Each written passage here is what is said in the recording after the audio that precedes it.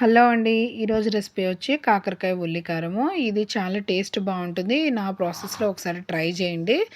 తినని వాళ్ళు కూడా చాలా ఇష్టంగా తింటారు.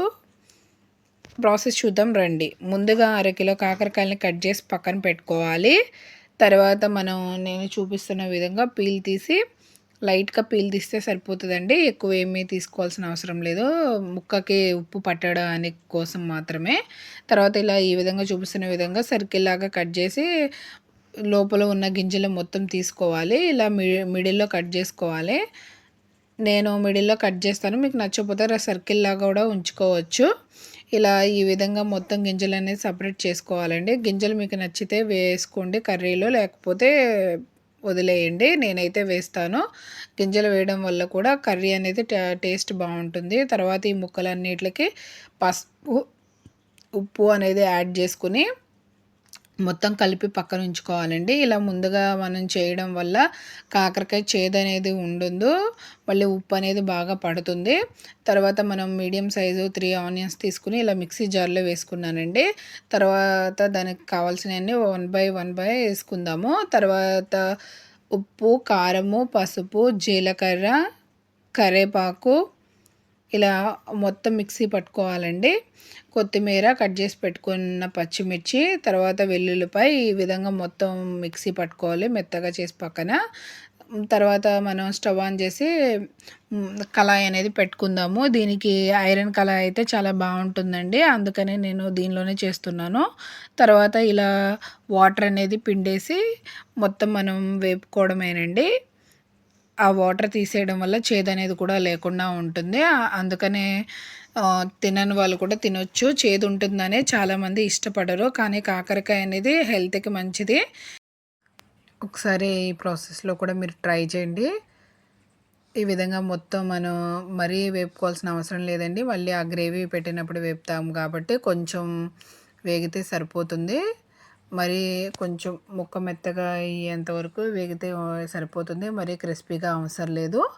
ఈ విధంగా మళ్ళీ ఉన్న ముక్కలను కూడా వేసేసుకుందామండి. ఈ విధంగా మొత్తం వేపుకొని పక్కన పెట్టుకోవాలి. ఒకసారి మీరు తప్పకుండా ట్రై చేయండి. ట్రై చేసి ఉంటే కామెంట్ బాక్స్‌లో చెప్పండి ఎలా వచ్చింది అనేది. మా ప్రాసెస్ నచ్చితే కూడా ఒకసారి కామెంట్ చేయండి. తర్వాత ఇలా వేగిన తర్వాత గింజలనేది కూడా వేసుకొని మొత్తం వేపుకొని అవి కూడా తీసి పక్కన పెట్టేసుకోవాలండి. చూపిస్తున్న విధంగా కొంచెం మెత్తగా కాకుండా వేపుకోండి. ఇలా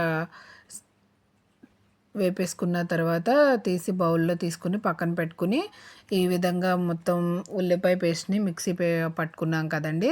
అది కూడా మనం కాకరకాయలో అనేది పెట్టుకుందాము. అదే ఆయిల్‌లో మనం ఫ్రై చేసుకుందామండి. కొంచెం దీనికి ఆయిల్ అనేది పడుతుంది. ఎందుకంటే ఉల్లిపాయ పేస్ట్ కదండీ!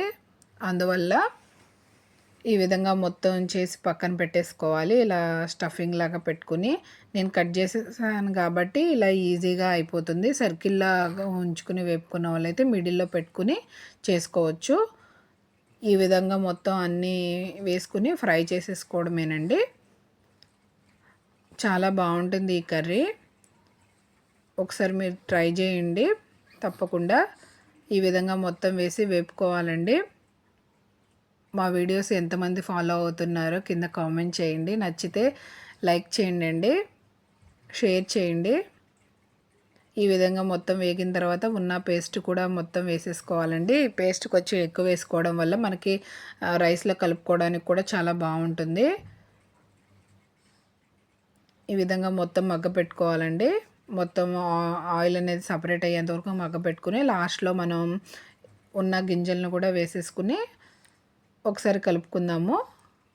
ఇలా కలుపుకున్న తర్వాత చూస్తున్నారు కదా! ఈ విధంగా కొంచెం అడుగు పడితేనే బావుంటుందండి. ఐరన్ కళాయి కదా! ఆ టేస్ట్ అనేది మంచిగా వస్తుంది. ఈ విధంగా కాకరకాయ ఫ్రై రెడీ అయిపోయిందండి. తర్వాత కొత్తిమీర, కరివేపాకు వేసి మనం సర్వింగ్ బౌల్‌లో సర్వ్ చేసుకోవడమే. ఒకసారి కలుపుకొని మా వీడియోస్ కనుక మీకు నచ్చితే లైక్ చేయండి, షేర్ చేయండి, సబ్స్క్రైబ్ చేయండి. మరిన్ని వీడియోస్ కోసం ఫాలో అవ్వండి. Thank you.